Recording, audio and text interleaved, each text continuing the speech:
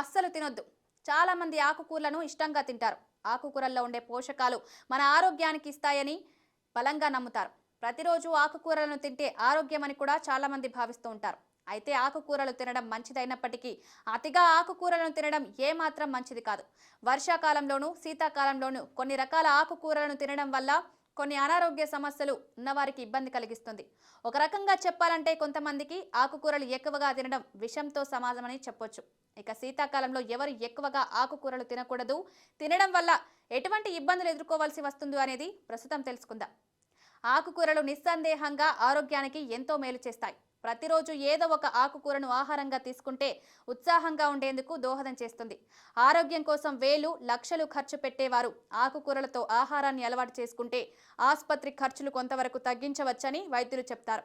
ఆకుకూరల్లో కొవ్వు పదార్థాలు తక్కువగా ఉండడం, ప్రోటీన్లు ఖనిజాలు ఎక్కువగా ఉండడం వంటి కారణాలతో అవి మన ఆరోగ్యానికి ఎంతో దోహదం చేస్తాయని చెప్తారు.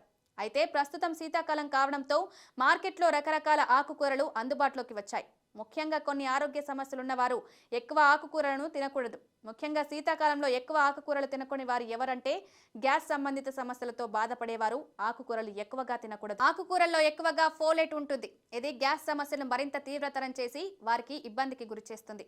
అలర్జీ సమస్యలతో బాధపడేవారు, గర్భిణీలు శీతాకాలంలో ఎక్కువ ఆకుకూరలను తినకూడదు. ఆకుకూరల్లో ఆక్సిలేట్స్ అనే సమ్మేళనాలుంటాయి. ఇది అలర్జీ సమస్యను మరింత పెంచుతుంది. అంతేకాదు కీళ్ల నొప్పులతో బాధపడేవారు ఎక్కువ ఆకుకూరలను తినకూడదు.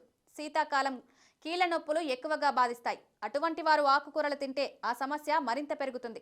కిడ్నీ సమస్యలతో బాధపడేవారు కూడా ఎక్కువ ఆకుకూరలను తినకుండా ఉంటేనే మంచిది. థైరాయిడ్ సమస్య ఉన్నవారు కూడా ఆకుకూరలకు దూరంగా ఉండాలి.